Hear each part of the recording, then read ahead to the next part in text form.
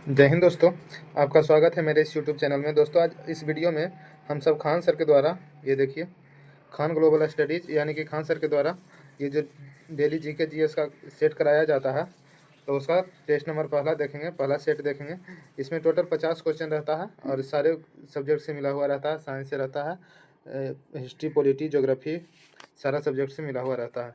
तो चलिए देखते हैं बारी बारी से सभी क्वेश्चन को। और साथियों, अगर अभी तक आपने मेरा चैनल को सब्सक्राइब नहीं किया है तो प्लीज़ सब्सक्राइब कर दीजिएगा, ताकि कोई भी मेरा वीडियो आप तक पहले पहुंच सके। चलिए, पहला क्वेश्चन क्या कह रहा है, देखिएगा कि हिमालय और उत्तराखंड हिमालय में किन नदियों का अपवाह क्षेत्र है। बताइएगा कि हिमालय और उत्तराखंड हिमालय में किन नदियों का अपवाह क्षेत्र है। तो इसका सही आंसर हो जाएगा, ये रावी में भी है, ब्यास में भी है, सतलज में है और यमुना में भी है, यानी झेलम में नहीं है। तो कौन सा ऑप्शन हो जाएगा, इसका भी ऑप्शन सही हो जाएगा। अगला क्वेश्चन देखते हैं क्या कहता है। देखिएगा, 2 नंबर क्वेश्चन है, काजू की खेती के लिए निम्नलिखित में से कौन सी मृदा सर्वाधिक उपयुक्त है। यानी कि काजू की खेती के लिए उपयुक्त मिट्टी का नाम बताइए। तो इसका सही आंसर हो जाएगा लेटेराइट मिट्टी। लेटेराइट मिट्टी बी ऑप्शन सही होगा साथियों। चलिए 3 नंबर क्वेश्चन देखते हैं।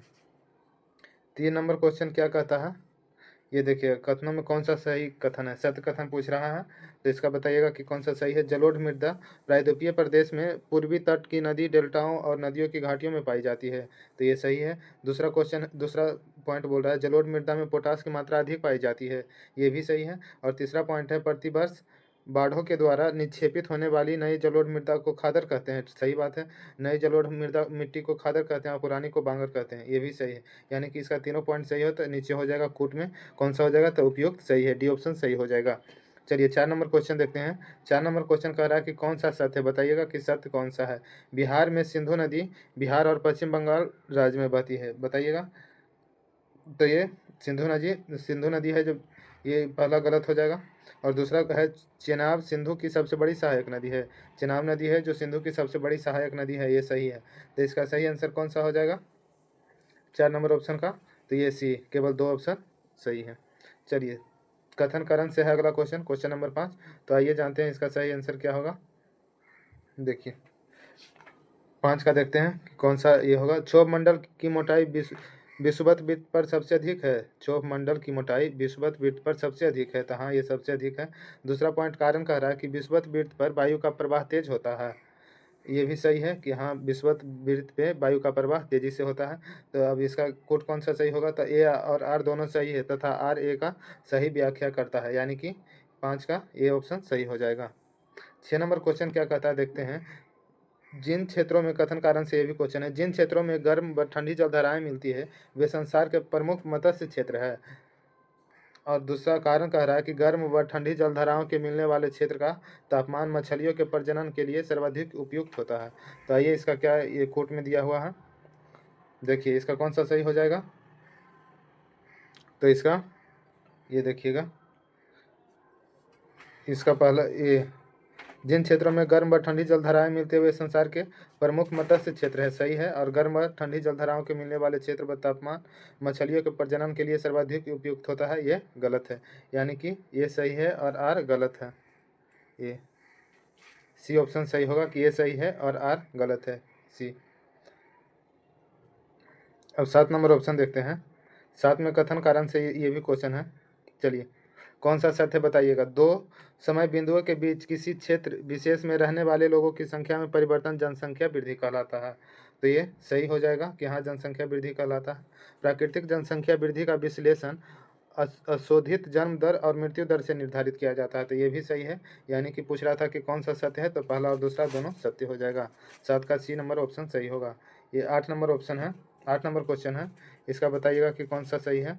देखिए, पूछ रहा है कि कौन निम्न में से कौन सा सत्य है, बताइएगा। अमेजन नदी बेसिन भूमध्य रेखा के आसपास फैली हुई है, जिस कारण यहाँ पूरे वर्ष गर्मी एवं नर्म जलवायु रहती है। बोल रहा है कि अमेजन नदी बेसिन है जो भूमध्य रेखा के आसपास फैली हुई है, जिस कारण से यहाँ पूरे वर्ष गर्म एवं नर्म नमी जलवायु रहती है। तो ये सही है। दूसरा कह रहा है, यहाँ का मौसम दिन एवं रात दोनों ही समय लगभग समान रूप से गर्म एवं आर्द्र रहता है। तो ये भी सही है। और तीसरा कह रहा है कि इस प्रदेश में लगभग प्रतिदिन वर्षा होती है, वह भी बिना किसी पूर्व चेतावनी के। तो ये भी सही है, बिना किसी पहले पूर्व चेतावनी के वर्षा होती है। तो इसका 8 का ऑप्शन कौन हो जाएगा, तीनों सही है, तो ये डी ऑप्शन सही हो जाएगा। चलिए 9 नंबर देखते हैं। 9 नंबर, कालिदास के निम्नलिखित में से कौन सा नाटक नस्वर राजा पुरुबरा और दिव्य अप्सरा उर्वशी के प्रेम की कहानी है। तो किस में है? तो ये विक्रमोर्वशीयम में। ये नाटक नस्वर राजा पुरुबरा और दिव्य अप्सरा उर्वशी की प्रेम की कहानी है। इसका ऑप्शन सी हो जाएगा, विक्रमोर्वशीयम में। अगला क्वेश्चन है 10 नंबर, बोधिसत्व सिद्धांत किससे संबंधित है? बताइएगा कि जो बोधिसत्व सिद्धांत है वो किससे संबंधित है? तो महायान बौद्ध धर्म से संबंधित है बोधिसत्व सिद्धांत। ये ऑप्शन सही होगा। 11 नंबर क्वेश्चन देखते हैं। अशोक स्तंभ शिलालेखों के बारे में निम्नलिखित में से कौन सा कथन सही है?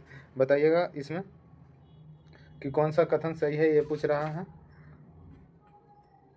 इसका कोट वाला ये भी है, बताइएगा कि कौन सा सही है जो पूछ रहा। तो इसमें है, वे अच्छी तरह से पॉलिश किए गए बलुआ पत्थर के स्तंभ अखंड स्तंभ थे। ये भी सही है। प्रत्येक पर एक सुंदर नक्काशीदार पशु की आकृति बनी हुई थी। ये भी सही है। और वे मुख्य रूप से गंगा के मैदान तक ही सीमित थे। ये भी सही है। शिलालेख के बारे में पूछ रहा था कि कौन सा कथन सही है अशोक के शिलालेख के बारे में। तो ये तीनों कथन सही है। तो चलिए, इसका कौन सा ऑप्शन हो जाएगा? ये डी नंबर ऑप्शन सही होगा, 11 का डी। 12 नंबर देखते हैं, गांधी जी के सिद्धांतों का आधार क्या था? बताइएगा कि गांधी जी का सिद्धांतों का क्या आधार है। तो इसका सही ऑप्शन हो जाएगा 12 का, ये नैतिक आधार है, नैतिक सिद्धांत है। गांधी जी के सिद्धांतों का आधार नैतिक है। सी ऑप्शन सही होगा। अब अगला क्वेश्चन कर रहा है, ये देखिएगा, भागवत गीता का सर्वप्रथम अंग्रेजी में अनुवाद निम्नलिखित में से किस यूरोपीय के द्वारा किया गया था? कौन यूरोपीय था जो सर्वप्रथम गीता का अंग्रेजी में अनुवाद किया था? तो इसका सही आंसर हो जाएगा चार्ल्स विल्किंस ने अंग्रेजी में अनुवाद किया था गीता का।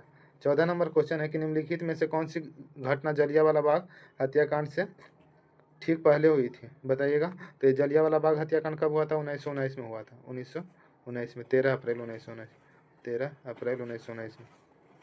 और उससे आगे बढ़ते हैं, तो रोलेक्ट एक्ट कब आया था? तो रोलेक्ट एक्ट आया था, रोलेक्ट एक्ट भी 1919 में ही आया था, मार्च 1919 में। और सांप्रदायिक पुरस्कार ये कब हुआ था? तो ये 1932 में आया था। साइमन कमीशन का आगमन हुआ था भारत में 1928 में। गठन हुआ था 1927 में इंग्लैंड में। भारत छोड़ो आंदोलन 1942 जिसमें करो या मरो का नारा दिया गया था महात्मा गांधी के द्वारा। तो पूछ रहा कि जलियांवाला बाग हत्याकांड से ठीक पहले कौन सा हुआ था? तो देखिए, ये भी 1919, ये अप्रैल 1919 में जलियांवाला बाग हुआ था। और ये मतलब मार्च 1919 में हुआ था रोलेक्ट एक्ट अधिनियम, इसलिए ये ठीक पहले पूछ रहा है। तो ये ऑप्शन सही हो जाएगा। चलिए 15 नंबर क्वेश्चन देखते हैं कि यदि राज्य नीति निदेशक सिद्धांत का सही से पालन नहीं कर रही है तो आम नागरिक किस न्यायालय में जा सकता है? अगर राज्य नीति निदेशक सिद्धांत का सही से पालन नहीं कर रहा है तो आम जनता जो है किस न्यायालय में जा सकता है? तो इसका सही आंसर हो जाएगा कि किसी न्यायालय में नहीं जा सकता है, किसी न्यायालय में नहीं जा सकता। अब अगला क्वेश्चन है कि अस्पृश्यताकांत भारतीय संविधान के कौन से अनुच्छेद में है? अस्पृश्यताकांत कौन में है? तो ये 17 में है अस्पृश्यताकांत। और जाति धर्म लिंग के अनुसार भेदभाव नहीं कर सकता है, ये अनुच्छेद 15 में है। चलिए अगला क्वेश्चन है, भारत में पंचायती राज दिवस कब मनाया जाता है? बताइएगा कि भारत में जो है पंचायती राज दिवस कब मनाया जाता है? तो इसका सही आंसर हो जाएगा 24 अप्रैल को पंचायती राज दिवस मनाया जाता है। 22 मार्च को विश्व जल दिवस और बिहार दिवस भी 22 मार्च को ही मनाया जाता है। ये 22 मार्च यहाँ पे ऑप्शन है। चलिए अगला नंबर क्वेश्चन देखते हैं, 18 नंबर है, भारत के नियंत्रक और महालेखा परीक्षक की नियुक्ति किसके आधार पर की गई है? बताइएगा कि भारत के नियंत्रक एवं महालेखा परीक्षक की नियुक्ति किसके आधार पर? तो ये संविधान के आधार पर की गई है। 18 का ये ऑप्शन सही होगा। 19 नंबर क्वेश्चन कह रहा है कि निम्नलिखित में से कौन सा शब्द भारतीय संविधान की प्रस्तावना में नहीं लिखा गया है? तो कौन सा शब्द नहीं लिखा गया है? संप्रभु लिखा गया है, समाजवाद भी लिखा गया है, लोकतांत्रिक भी। ये भारतीय शब्द है, ये नहीं लिखा गया है। डी ऑप्शन सही हो जाएगा। 20 नंबर क्वेश्चन है, किसी गतिशील वस्तु के लिए विस्थापन और दूरी का संख्यात्मक अनुपात होता है। क्या होता है? बताइएगा क्या होता है? किसी गतिशील वस्तु के लिए विस्थापन और दूरी का संख्यात्मक अनुपात होता है। बताइएगा इसका आंसर क्या होगा? तो इसका सही आंसर हो जाएगा, ये हमेशा 1 के बराबर होता है, हमेशा 1 के बराबर होता है। ये ऑप्शन सही हो जाएगा। अगला क्वेश्चन है, जिंक सल्फेट हेप्टाहाइड्रेट यानी कि ZnSO4 को आमतौर पर किस नाम से जाना जाता है? बताइएगा, जिंक सल्फेट हेप्टाहाइड्रेट या ZnSO4 को आमतौर पर किस नाम से जाना जाता है? तो ये श्वेत तूतिया के नाम से जाना जाता है। 22 नंबर क्वेश्चन, निम्नलिखित में से कौन सा इंफ्रासाउंड का उदाहरण है? बताइएगा इंफ्रासाउंड का उदाहरण कौन सा है? तो ये पेंडुलम के कंपन है जो इंफ्रासाउंड का उदाहरण है। 23 नंबर क्वेश्चन कह रहा है काट हॉल और सिनेमा हॉल की छतों को कैसा बनाया जाता है ताकि ध्वनि को परावर्तन के बाद हॉल के सभी कोने तक पहुंचाया जाए। मतलब पूछ रहा है इसमें कि मैरिज हॉल, ये कॉन्सर्ट हॉल है और सिनेमा हॉल की छतों को कैसा बनाया जाता है जिससे कि उसकी ध्वनि चारों दिशाओं में, उसके चारों तरफ जाता है, चारों कोना में, पूरा रूम में मतलब रहता है। तो इसको बनाया जाता है बकरिया बनाया जाता है, ऊपर से बकराकार बनाया जाता है। ये है सिनेमा हॉल, तो ऐसे कर दिया जाता है। चलिए अगला क्वेश्चन है 24 नंबर क्वेश्चन, बताइएगा हमारे बिजली बिल में खपत की जाने वाली ऊर्जा को किस इकाई में व्यक्त किया जाता है। जो बिजली बिल का हम सबका ये आता है, रीडिंग आता है, तो उसका किस चीज़ में आता है, तो ये किलोवाट पर आवर में आता है, किलोवाट पर आवर में। 25 नंबर क्वेश्चन है कि जिस बिंदु पर सभी किरणें मिलती है तो उसे क्या कहते हैं। जहाँ पे सभी किरणें मिलती है उस बिंदु को क्या कहते हैं, तो उस बिंदु को फोकस कहते हैं, फोकस कहते हैं, फोकस पे सभी किरणें मिलती हैं। अगला 26 नंबर क्वेश्चन है, आइए 26 नंबर, इत्र और सुगंधित पदार्थ बनाने में निम्नलिखित में से किस पदार्थ का उपयोग किया जाता है। बताइएगा कि इत्र और सुगंधित पदार्थ जितने भी हैं, परफ्यूम टाइप, तो उन सभी को बनाने में किस चीज़ का प्रयोग किया जाता है। बताइएगा किस पदार्थ का उपयोग किया जाता है, तो ये एस्टर का उपयोग किया जाता है। सी ऑप्शन सही हो जाएगा। परमाणु क्रमांक संतावन वाला तत्व संबंध रखता है, किससे रखता है, तो इसका सही आंसर हो जाएगा डी ब्लॉक से संबंध रखता है परमाणु क्रमांक संतावन वाला तत्व। अगला क्वेश्चन है जब अग्निशामक की नोब को दबाया जाता है तो कार्बन डाइऑक्साइड गैस का उत्पादन करने के लिए किस अम्ल को मिलाया जाता है,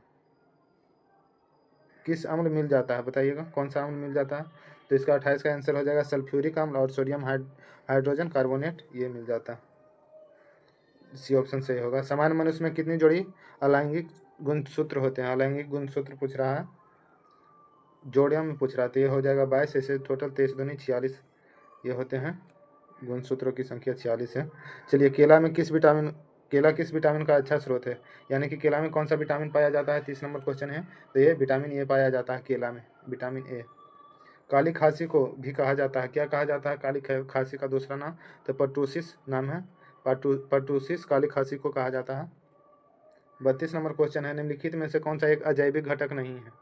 कौन सा एक अजैविक घटक नहीं है, तो ये हरा पौधा है जो अजैविक घटक नहीं है, बाकी जल, सूर्य प्रकाश और मृदा ये सब अजैविक घटक है। वसा में घुलनशील विटामिन, बताइएगा इसको याद करने के लिए, जल में घुलनशील होता है बी सी, यानी कि गई भैंस पानी में, भैंस पानी में बी सी से हो गया भैंस पानी में, यानी कि पानी में पूछेगा, जल में घुलनशील पूछेगा तो ये बी सी बता दीजिएगा, जल में घुलनशील। और ये वसा में पूछ रहा है तो वसा में होता है ए डी ई ए तो यहाँ पे हो ही गया, ए डी ई के, तो यहाँ पे कौन सा ऑप्शन में ये है, तो इसमें है ये देखिए, ए भी है और के भी है, यानी कि बी ऑप्शन सही हो जाएगा। वसा में घुलनशील हो गया ए डी ई के, उसी के अनुसार निकालेंगे, ए डी इसमें है, ए ई है, तो चलिए ये बी ऑप्शन हो जाएगा। और जल में घुलनशील पूछेगा तो बी सी हो जाएगा, भैंस पानी में, यानी कि जल में, तो बी सी। चलिए मनुष्य के शरीर में पसलियों की कितने जोड़े होते हैं, बताइएगा कि मनुष्य के शरीर में पसलियों के कितने जोड़े होते हैं, तो 34 का ऑप्शन ये हो जाएगा, यानी कि 12 जोड़ी होते हैं पसलियों की संख्या। भारत को आत्मनिर्भर और स्व उत्पादन अर्थव्यवस्था के रूप में स्थापित करने का प्राथमिक लक्ष्य किस पंचवर्षीय योजना का है, बताइएगा। तो ये हो जाएगा पहली पंचवर्षीय योजना का। पूछेगा कि पहली पंचवर्षीय योजना का कार्यकाल कितना था, तो पहली पंचवर्षीय योजना का कार्यकाल कितना हो जाएगा, तो इसका हो जाएगा फर्स्ट का, एक मिनट, पहला पंचवर्षीय योजना का कार्यकाल 1951 से 56 है, 51 से 56। दूसरी पंचवर्षीय योजना यहीं से हो जाएगा 56 से 61, ये देखिए 56 से 61, 1956 से 1961। और तीसरी पंचवर्षीय योजना हो जाएगा, ये गलत है, सॉरी ये गलत ऑप्शन मार दिए हैं यहाँ पे हम। इसका सही आंसर हो जाएगा आत्मनिर्भर और स्व उत्पादन अर्थव्यवस्था के रूप में स्थापित करने का प्राथमिक लक्ष्य किस पंचवर्षीय योजना में रखा गया था, तो हो जाएगा ये तीसरी पंचवर्षीय योजना में, और बाकी सब सही है। ये तीसरी पंचवर्षीय योजना में आत्मनिर्भर और स्व उत्पादन अर्थव्यवस्था का लक्ष्य रखा गया था। तो यहाँ पे पहली पंचवर्षीय योजना का कार्यकाल है 1951 से 56 तक, दूसरा पंचवर्षीय योजना का 56 से 61 तक, और तीसरा पंचवर्षीय योजना का कार्यकाल हो जाएगा 1961 से लेकर 1966 तक। और चौथा का कार्यकाल पूछेगा तो यहीं से आगे बढ़ा देंगे, यानी कि 1969 से लेकर 1974 तक, 74 तक, ये ठीक है। चलिए अगला क्वेश्चन देखते हैं, 36 नंबर क्वेश्चन देखते हैं। महात्मा गांधी नई श्रृंखला के 20 रुपये के नोट के पीछे कौन सी तस्वीर है, बताइएगा कि कौन सी तस्वीर है। तो इसका सही आंसर हो जाएगा 36 का, ये एलोरा की गुफाएं का तस्वीर है 20 रुपया के नोट के पीछे। अगला क्वेश्चन है स्वर्ण क्रांति किससे संबंधित है, बताइएगा कि स्वर्ण क्रांति किससे संबंधित है। स्वर्ण क्रांति किससे संबंधित है? तो इसका सही आंसर हो जाएगा बागवानी और शहद से संबंधित है स्वर्ण क्रांति, बागवानी और शहद से। 38 नंबर क्वेश्चन है, भारत के संविधान में पंचवर्षीय योजना की अवधारणा ली गई है। कहाँ से ली गई है पंचवर्षीय योजना की अवधारणा? तो इसका सही आंसर हो जाएगा ये रूस से लिया गया है। अभी ऊपर में बताए थे 4 पंचवर्षीय योजना का कार्यकाल, इसका स्टार्टिंग 1951 से हुआ था। तो चलिए 51 से 56 फर्स्ट पंचवर्षीय योजना का टाइम पीरियड था। तो ये पंचवर्षीय योजना की अवधारणा रूस से लिया गया है। 38 नंबर क्वेश्चन। 39 नंबर क्या कहता है, भारत में कैशलेस अर्थव्यवस्था को भारत सरकार की पहल के साथ बढ़ाया गया। किस पहल के साथ बढ़ाया गया? तो ये डिजिटल इंडिया पहल के साथ बढ़ाया गया। ये ऑप्शन सही हो जाएगा। 1980 में कितने बैंकों का राष्ट्रीयकरण हुआ था? बताइएगा 40 नंबर कि 1980 में जो है कितने बैंकों का राष्ट्रीयकरण हुआ था? तो इसका सही आंसर हो जाएगा 6 बैंकों का राष्ट्रीयकरण 1980 में हुआ था। और फर्स्ट टाइम में कितना हुआ था? तो फर्स्ट टाइम में 14 बैंकों का राष्ट्रीयकरण हुआ था। किसके कार्यकाल में? तो इंदिरा गांधी के कार्यकाल में। चलिए 41 नंबर क्वेश्चन है, हाल ही में आयोजित खेल उत्सव 2024 है 2024। हाल ही में आयोजित खेल उत्सव 2024 के संदर्भ में निम्नलिखित कथनों पर विचार कीजिए। 41 का क्या कह रहा है? देखिए सत्य कथन पूछ रहा कि कौन सा सत्य है। सत्य कथन पूछ रहा है तो बताइएगा कि यह आयोजन खेल एवं युवा मामले के मंत्रालय द्वारा नई दिल्ली में की गई थी। तो गलत ये हो जाएगा। और दूसरा ऑप्शन है कि इस उत्सव में क्रिकेट, हॉकी, बैडमिंटन और टेबल टेनिस टूर्नामेंट का आयोजन किया गया था, यानी कि सही है। केवल बी ऑप्शन सही हो जाएगा। 42 नंबर क्वेश्चन है, 5 से 6 सितंबर तक नई दिल्ली में कौन सा अंतर्राष्ट्रीय सौर महोत्सव का आयोजन किया गया है? बताइएगा कौन सा अंतर्राष्ट्रीय सौर महोत्सव का आयोजन किया गया है 5 से 6 सितंबर तक नई दिल्ली में? तो यह हो जाएगा इसका आंसर पहला सौर महोत्सव का आयोजन किया गया है। अगला क्वेश्चन है 43 नंबर कि हाल ही में आयोजित 133वां Indian Oil Durand Cup हाल ही में आयोजित 133वां Indian Oil Durand Cup किस टीम ने जीता है? India Oil Durand Cup ने कब किस टीम ने जीता है? 43 का तो यह हो जाएगा नॉर्थ ईस्ट यूनाइटेड, यानी कि नॉर्थ ईस्ट यूनाइटेड FC ने जीता है ये कप को। 44 नंबर क्वेश्चन है, हाल ही में ओडिशा के चांदीपुर में एकीकृत परीक्षा रेंज से मध्यम दूरी की बॉलिस्टिक मिसाइल अंगली के चरण का प्रक्षेपण किया गया है। किस चरण का प्रक्षेपण किया गया है? तो इसका ऑप्शन क्या क्या है 44 का? तो इसका आंसर हो जाएगा अग्नि 4 का, ये डी ऑप्शन सही हो जाएगा, अग्नि 4 का। चलिए 45 नंबर क्वेश्चन है, कौन सा सत्य है ये पूछ रहा है। देखिएगा 45 कौन सा सत्य है तो बताइएगा कि कौन सही है 45 में। तो यह है USA, EU और यूके ने यूरोप परिषद सम्मेलन के दौरान पहली कृत्रिम बुद्धिमत्ता पर कानूनी बाध्यकारी अंतर्राष्ट्रीय संधि की है, ये सही है। और दूसरा क्या कह रहा है, मानव अधिकारों और लोकतंत्र की सुरक्षा के साथ AI नवाचार को संतुलित करना है, तो ये भी सही है। यानी कि सत्य पूछ रहा है तो कौन सही है? तो ये दोनों सही हो जाएगा, दोनों सही हो जाएगा। 46 नंबर क्वेश्चन पे आते हैं। 46 नंबर क्वेश्चन क्या कर रहा, कौन सा सत्य पूछ रहा? तो PM नरेंद्र मोदी की ब्रुनोई यात्रा के संदर्भ में कौन सा कथन पर विचार की? यह किसी भी भारतीय प्रधानमंत्री की पहली द्विपक्षीय यात्रा थी, ये सही है। इस वर्ष भारत ब्रुनोई अपने राजनयिक संबंधों का 40वां वर्षगांठ मना रहा है, तो ये भी सही है, यानी कि सी ऑप्शन हो जाएगा कि सही है, दोनों सही है। 47 में हाल ही में केंद्रीय स्वास्थ्य मंत्रालय ने इस रोग के संबंध में MDR नई उपचार पद्धति को मंजूरी दी है। किस रोग के उपचार के संबंध में MDR नई उपचार पद्धति को मंजूरी दी है? 47 का ये हो जाएगा TB के उपचार में। अभी कौन है स्वास्थ्य मंत्री? तो ये भारत के जो भारतीय जनता पार्टी के राष्ट्रीय अध्यक्ष हैं JP नड्डा, वही अभी है भारत के स्वास्थ्य मंत्री। तो ये TB रोग से संबंधित MDR की नई उपचार पद्धति को मंजूरी दी है। 48 नंबर क्वेश्चन है, इंग्लिश चैनल को अकेले तैरकर पार करने वाले सबसे उम्रदराज भारतीय सिद्धार्थ अग्रवाल कितने वर्ष के हैं? बताइएगा इंग्लिश चैनल को अकेले तैरकर पार करने वाले जो सबसे उम्रदराज भारतीय सिद्धार्थ अग्रवाल है वो कितने वर्ष के हैं? तो इसका सही आंसर हो जाएगा वो 59 वर्ष के हैं, 59 वर्ष के हैं, बी ऑप्शन सही होगा। 49 नंबर क्वेश्चन है, सेकेंड लास्ट, भूख से पीड़ित लोगों को भोजन उपलब्ध कराने के लिए विभिन्न उद्यानों के पशुओं को मारने की मंजूरी किस देश ने दिया है? भूख से पीड़ित लोगों को भोजन उपलब्ध कराने के लिए विभिन्न उद्यानों को पशुओं को मारने की मंजूरी, यानी कि भूखे लोगों को भूख मिटाने के लिए जो उद्यान में यानी कि बगीचों में पशु थे उनको मारने की मंजूरी दिया है। तो किस देश ने दिया है? तो ये नामीबिया ने दिया है, भूख मिटाने के लिए पशुओं को मारने की अनुमति दिया। चलिए 50 नंबर क्वेश्चन, नाइजीरिया इसका आंसर हो जाएगा, नामीबिया बी ऑप्शन सही हो जाएगा। चलिए लास्ट क्वेश्चन बताइएगा, हाल ही में महिला संयुक्त कमांडर सम्मेलन में रक्षा मंत्री राजनाथ सिंह की अध्यक्षता में कहाँ आयोजित किया गया है? बताइएगा, महिला संयुक्त कमांडर सम्मेलन में रक्षा मंत्री राजनाथ सिंह की अध्यक्षता में कहाँ आयोजित किया गया है? तो इसका सही आंसर हो जाएगा ये लखनऊ में आयोजित किया गया है। लखनऊ से ही ये राजनाथ सिंह सांसद हैं। तो 50 क्वेश्चन समाप्त हुए आज के। और बताइएगा वीडियो कैसा लगा।